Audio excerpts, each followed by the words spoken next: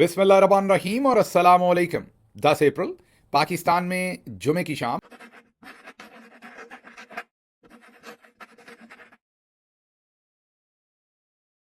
Asim मुनीर्स de facto form 47 military Raj day 132।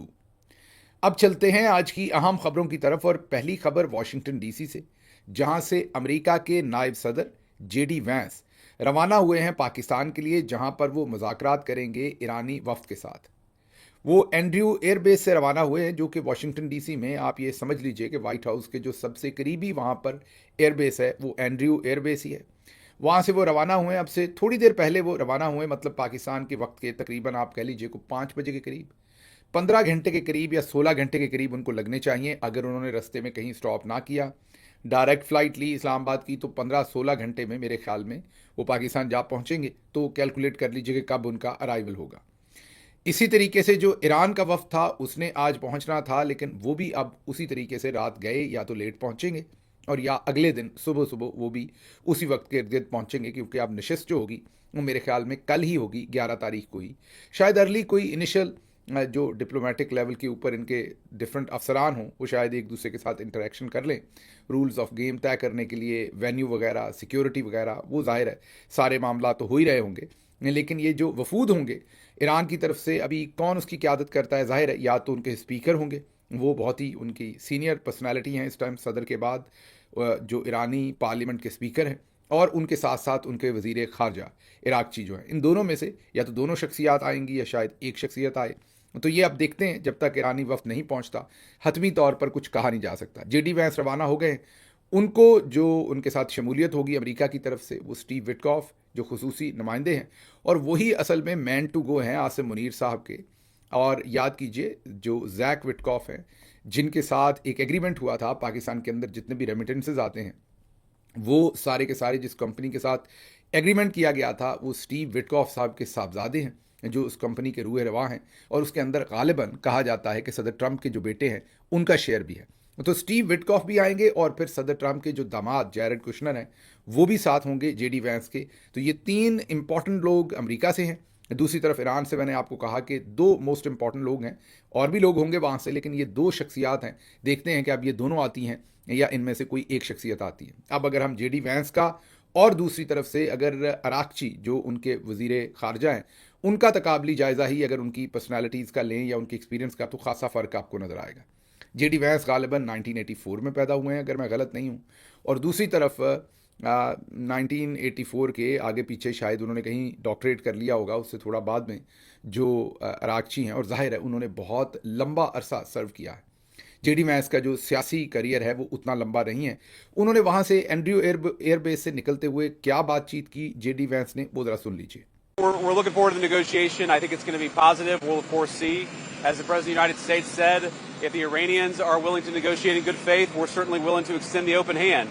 If they're going to try to play us, then they're going to find that the negotiating team is not that receptive. So we're going to try to have a positive negotiation. The President has gave us some pretty clear guidelines, and we're going to see. So I hope you guys have a safe flight. We'll certainly take some questions later on, but for now, let's get on the plane and hit the road. Thank you all.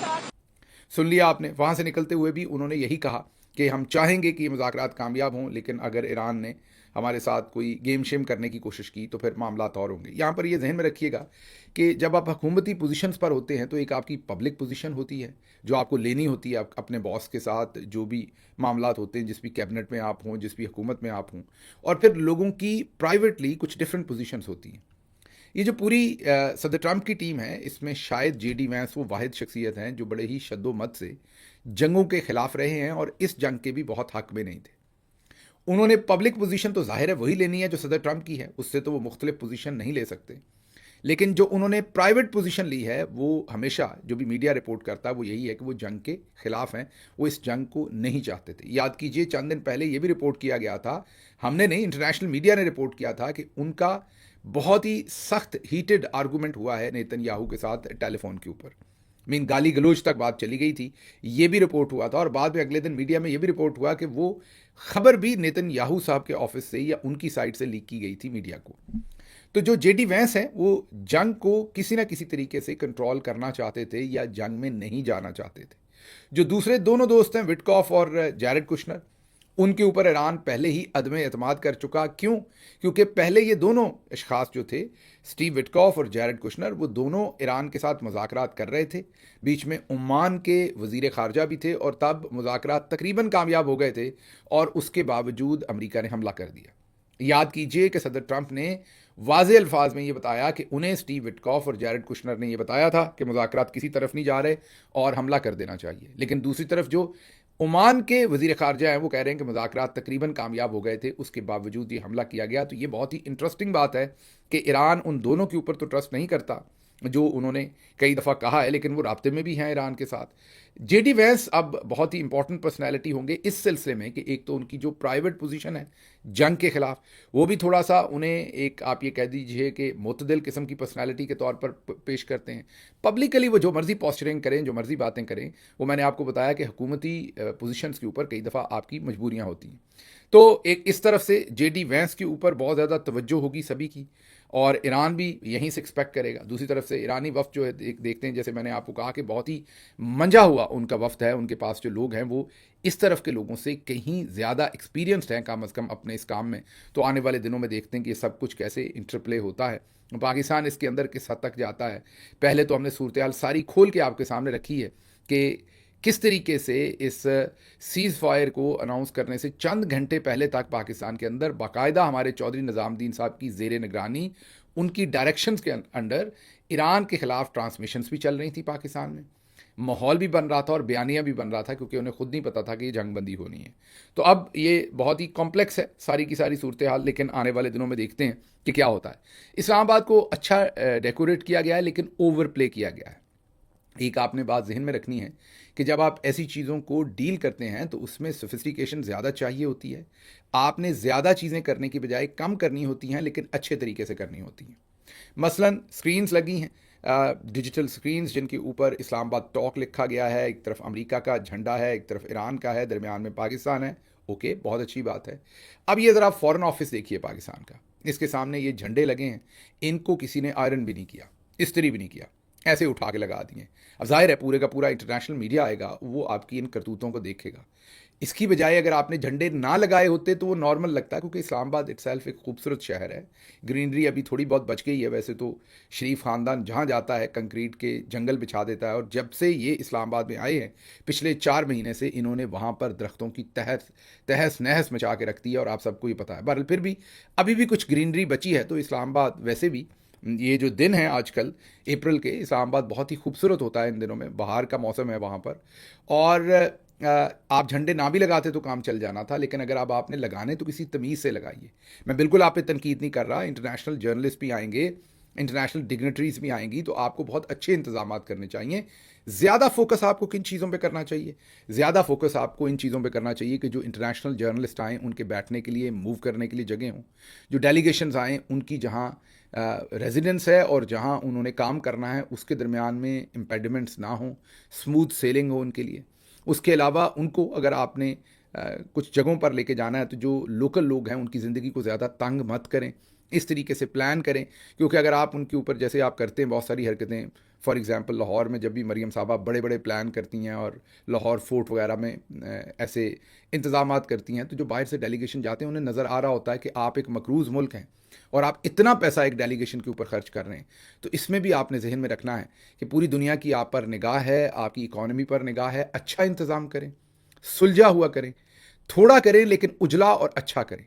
जो आप वहाँ कर रहे हैं वो नौ दौलतियों वाले काम कर रहे हैं। अभी तक जो मैंने तस्वीर और वीडियोस देखी हैं, आप थोप रहे हैं सारी चीज़ें। मसलन कन्वेंशन सेंटर्स में सोफ़े भर दिए आपने ले जा के बेशुमार, पता नहीं क्या कुछ कर दिया। तो थोड़ा किसी पढ़े लिखे बंदे के हाथ में ये काम दें, थोड़ा करें, उजला करें, सोफिस्टिकेटेड करें, ग्रेस के साथ करें, तमीज़ के साथ करें, ताकि पाकिस्तान का एक अच्छा इमेज जाए। बिल्कुल लोग आ रहे हैं तो उनके लिए आपको ये काम करना चाहिए। फिर इसहाक डार साहब ने आज एक ऑफिशियल नोट जारी किया, और नोट जारी किया ऐसी तमाम एयरलाइंस को एक नोटिफिकेशन जारी किया जो पाकिस्तान तशरीफ़ लेकर आती हैं, एयरलाइंस जितनी भी।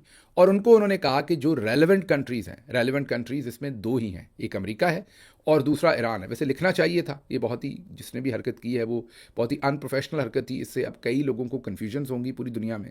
बाद में खैर फॉरेन ऑफिस जो है इस कन्फ्यूजन को दूर करने के लिए एक्सप्लेनेशन देता रहा, लेकिन ये 2 लफ्ज़ नोटिफिकेशन में भी लिखने चाहिए थे। लेकिन भारत नोटिफिकेशन ये जारी किया गया कि जो रेलेवेंट कंट्रीज़ हैं दोनों, मतलब ईरान और अमेरिका, वहाँ के जितने भी जर्नलिस्ट हैं जो वहाँ से बिलोंग करते हैं, उनको बग़ैर वीज़ा के जो अराइवल पर वीज़ा उन्हें मिल जाएगा। अगर उनके पास वीज़ा नहीं भी है तो एयरलाइंस उन्हें बोर्ड करने दें। अमूमी तौर पर आपके पास वीज़ा ना हो तो एयरलाइंस आपको बोर्ड नहीं करने देती।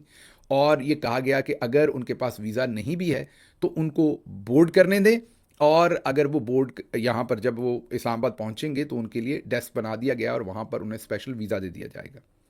ये हरकत करने से ज़्यादा बेहतर था कि आप एक तो दोनों मुल्कों के नाम लिख दें, और एक आप सिर्फ इन दो मुल्कों के नहीं, चले इन दो मुल्कों को तो आपने ओपन कह दिया, ये अच्छा इकदाम है आपका, बुरा नहीं है, इसको हम अप्रिशिएट ही करते हैं कि बाहर से लोग आराम से वहाँ पहुँच सकेंगे। लेकिन साथ ये भी करना चाहिए था कि दुनिया के जितने बड़े बड़े और ऐसे न्यूज़ आउटलेट्स हैं जिनके नुमाइंदे शायद पाकिस्तान में ना हों, और वो लिस्ट 1 मिनट में निकल आ सकती है, बड़े बड़े जितने भी हैं, उनके लिए भी नोटिफिकेशन के अंदर उनके नाम शामिल कर देने थे। स्काई न्यूज़ हो, BBC हो, अल जज़ीरा हो, RT हो, वो फ्रांस का 24 चैनल हो, और भी बहुत सारे दुनिया के जितने भी मोतबर न्यूज़ आउटलेट्स हैं उनके नाम आपको शामिल कर देने चाहिए थे, ताकि पूरी दुनिया इसे कवर कर सके। इस खबर में इंटरेस्ट सिर्फ ईरान और अमेरिका का तो नहीं है, इसमें इंटरेस्ट तो पूरी दुनिया का है। ज़ाहिर है कुछ लोगों के तो नुमाइंदे, कुछ आउटलेट्स के नुमाइंदे तो पाकिस्तान में हैं, चले वो तो कवरेज कर लेंगे, लेकिन बहुत सारों के नहीं भी हैं, तो उनको भी अपॉर्चुनिटी देनी चाहिए थी। लेकिन इसके साथ ही साथ आज एक और इंटरेस्टिंग बात पता चली। ये अब एक्सक्लूसिव इन्फॉर्मेशन है जो आज मैंने ट्वीट भी की थी। आज मुझे इस्लामाबाद से कम 3 मोतबर सहाफ़ियों ने यह बताया कि जो ट्रांसमिशंस टेलीविजन ने प्लान की हुई थी इस सारे काम पर, उनको मना कर दिया गया और उन्हें कहा गया कि आपने ऐसी कोई ट्रांसमिशन नहीं करनी। उन्हें कहा गया कि हम आपको न्यूज़ क्लियर करके देंगे, आपने वही चलानी है। ये मैं लोकल जो मीडिया है उसकी बात कर रहा हूँ। और इस पर फिर आज हमने ट्वीट भी किया कि ये बहुत ही एक अनफॉर्चुनेट बात है। एक तरफ तो हमने सताइश की कि इंटरनेशनल मीडिया के लिए आपने रास्ते खोले हैं, वो अलग बात है कि इंटरनेशनल मीडिया को आप वीज़ा ऑन अराइवल दे रहे हैं। इमरान खान के बेटों को पिछले 1 साल से आप वीज़ा नहीं दे रहे, ना ऑन अराइवल ना वहाँ पर, और बाकी भी जो आपके अपने लोग हैं उनके पासपोर्ट्स आपने कैंसिल किए हुए हैं। लेकिन चलें, फिर भी अच्छी बात को अच्छा ही कहना चाहिए, भले वो कोई भी करे। तो अब ये वीज़ा ऑन अराइवल वाली बात तो अच्छी कर दी कि इंटरनेशनल जर्नलिस्ट पाकिस्तान आ सकेंगे, लेकिन पाकिस्तान के अपने जर्नलिस्टों के ऊपर आपने ज़मीन तंग कर दी। उन्हें कहा है कि कोई आपने ट्रांसमिशंस रन नहीं करनी, कोई इसके ऊपर एनालिसिस नहीं करना, सिर्फ खबर देनी है, और वो भी जो हुकूमत आपको क्लियर करके देगी। अभी तक की ये इंस्ट्रक्शंस इन्होंने दी हैं। ज़ाहिर है थोड़ी बहुत स्पेस जर्नलिस्ट और मीडिया को पता होता है, थोड़ी बहुत स्पेस वो अपने लिए पैदा कर लेंगे with the passage of time, लेकिन still it is a very unfortunate thing कि ये आपने क्या हरकत की है। बहरहाल देखते हैं ये कल कैसे ये सारी चीज़ें इन प्ले होती हैं। अगली खबर जो है वो भी एक्सक्लूसिव स्टोरी है हमारे पास आपके सामने, वो भी हम आज सुबह ही दे चुके हैं। हमने ट्वीट किया था, वो हमारी खबर थी जो हमने सामने रखी थी, और ख़बर ये थी कि DG ISPR साहब ने, ये हमारे ज़राए क्लेम करते हैं कि DG ISPR साहब ने एक मीटिंग की जूम या किसी भी जूम से या किसी भी टेक्नोलॉजी से। वो जो मीटिंग की वो उन्होंने टेलीविज़न चैनल्स के ओनर्स के साथ की, और उनको ये कहा गया कि पिछले चंद दिन से जो UAE के मुखालिफ खबरें चल रही थीं वो अब मत चलाई जाएं और उनको बंद कर दिया जाए। कोई भी खबर जो UAE के ख़िलाफ़ हो वो अब नहीं चलनी चाहिए, ये उन्हें इंस्ट्रक्ट कर दिया गया। ये एक्सक्लूसिव खबर हमने आज सुबह ट्विटर पर रखी थी, और दोस्तों ने फिर उसके बाद व्लॉग्स में भी शामिल की होगी, क्योंकि ये खबर जब हमें मिली थी तो हम सुबह का व्लॉग कर चुके थे और अभी शाम के व्लॉग में वक्त था तो इसको हमने ट्वीट किया था। तो ये लेकिन इसमें यह भी याद रखिए कि इस मीटिंग से पहले चौधरी निज़ामुद्दीन साहब जो हैं वो खुद ही UAE के ख़िलाफ़ खबरें भी लगवा रहे थे, और UAE के ख़िलाफ़ जो हैं वो टिकट्स भी दे रहे थे और सब कुछ कर रहे थे। अब पता नहीं कोई मामला तय हुए हैं, कोई साज़बाज़ हुई है, या उन्होंने थोड़ी सी कोई चूड़ी टाइट की है उधर से, ये मुझे नहीं पता। लेकिन मेरे ख़्याल में, जैसे मैंने पहले भी एक दिन गुजारिश की थी, कि जो अशख़ास हुकूमत में हों और जिनके पास पोर्टफोलियो हों गवर्नमेंट के, उन्हें ऐसी हरकतें नहीं करनी चाहिए, उन्हें ऐसे बयानात नहीं देने चाहिए या ऐसी कार्रवाइयों का हिस्सा नहीं बनना चाहिए।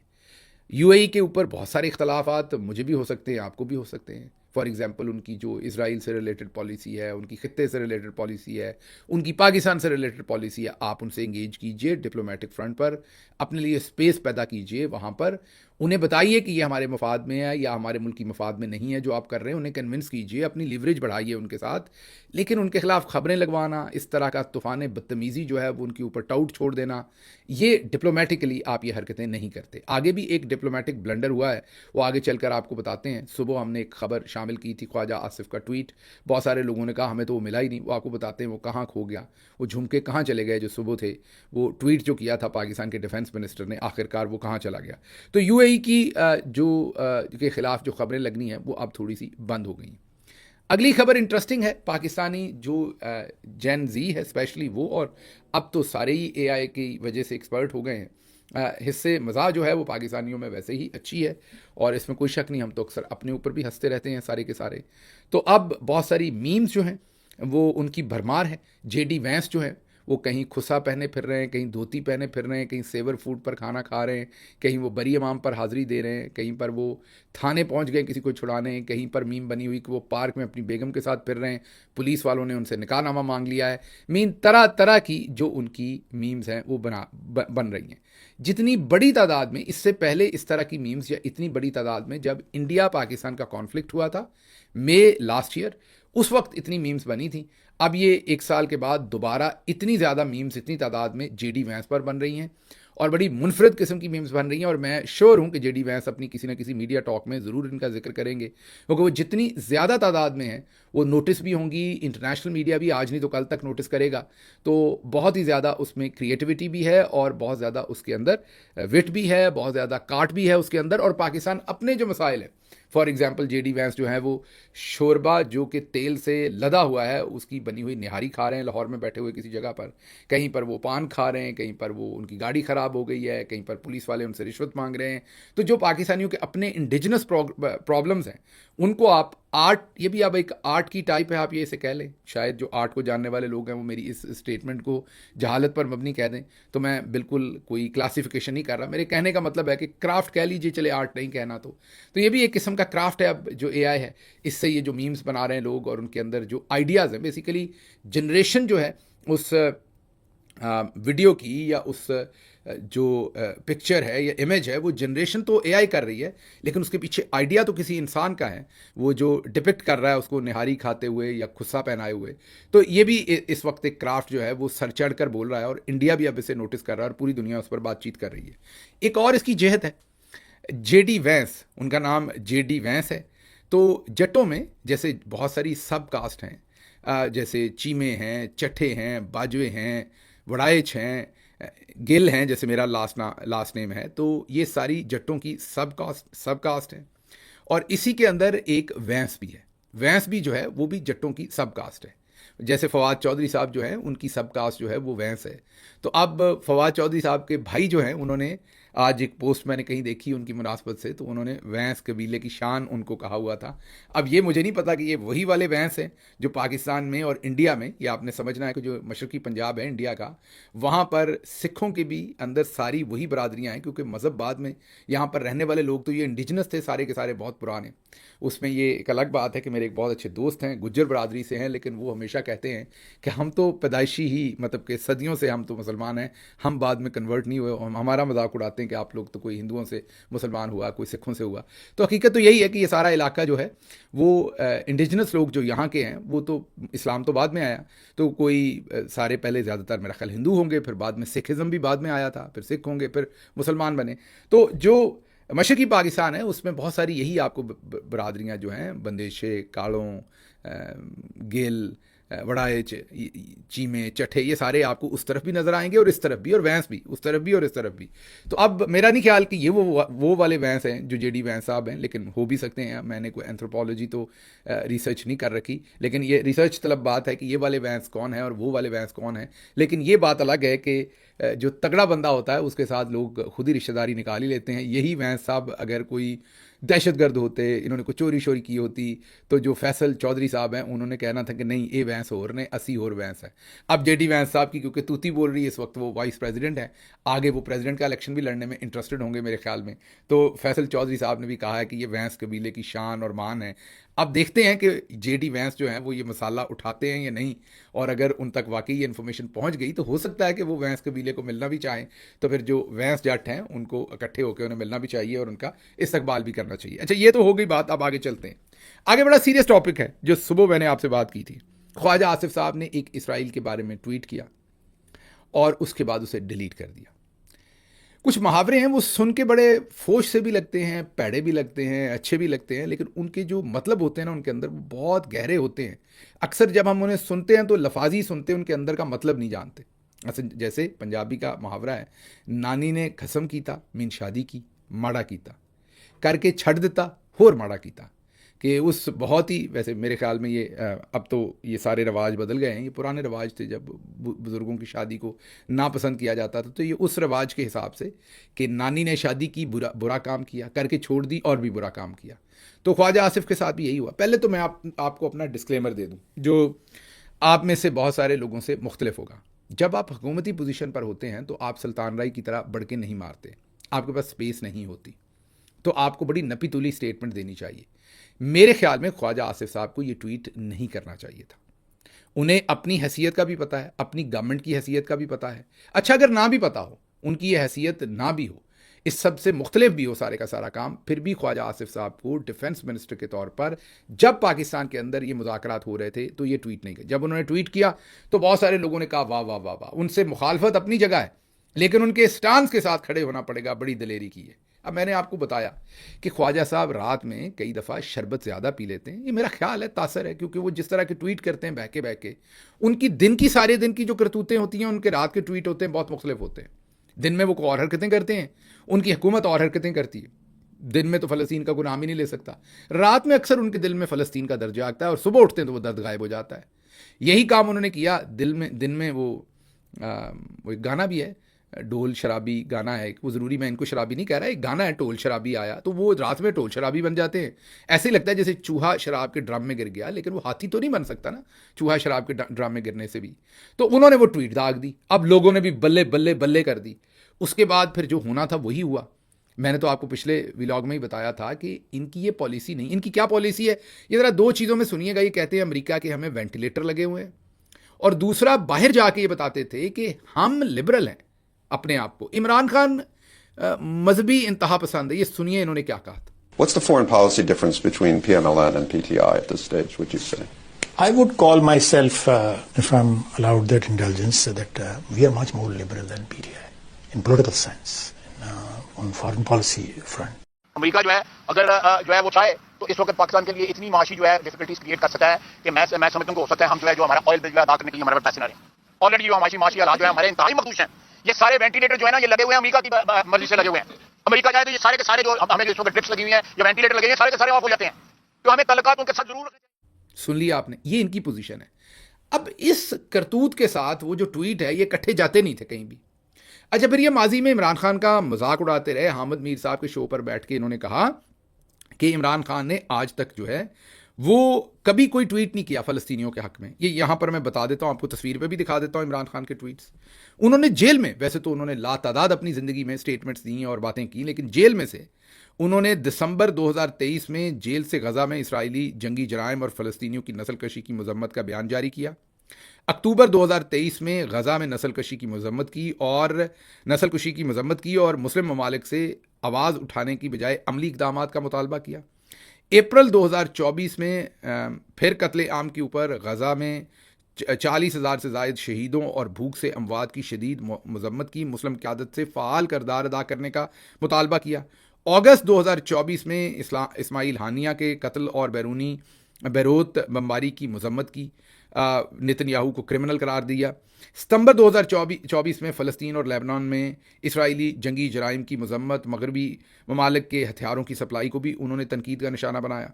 कोई डज़न से ज़्यादा ट्वीट्स उनके मौजूद हैं, ये चंद हमने गिने हैं, जो जेल के अंदर से भी, और ये हामिद मीर के शो के ऊपर झूठ बोलते रहे, ब्लेटेंट लाए कि इमरान खान ने इसराइल के ख़िलाफ़ कोई स्टेटमेंट नहीं दी, और अब दी तो ये खुद ही ट्वीट करके पहले तो इमरान खान को कहते थे किसी कोई भी बात, कोई उनकी पॉलिसी के दौड़ गया जे तो या नस गया जे, तो आज वो सारी बातें इनके अपने मुंह पर आ रही हैं। और पार्लियामेंट में भी इन्होंने शायद कहा था कि मैं बुज़दिल नहीं हूं, मेरा नाम ख्वाजा आसिफ है। सुनिए, मैं कोई बुज़दिल नहीं है, भावनगर दा जट, मेरा नाम ख्वाजा आसिफ है।